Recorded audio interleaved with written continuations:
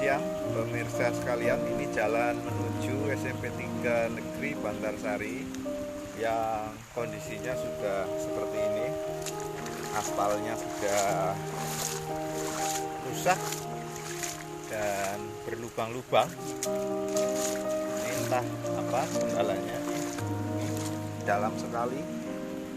Ini hampir 10 cm masuk ke dalamnya. Ini saya laporkan langsung dari TKP lokasi Desa Binangun. Ini jalan yang belum lama di aspal. Ini diduga proyek jalan asal-asalan sehingga menghambur-hamburkan anggaran dengan maksud setelah jalan rusak bisa dibangun lagi.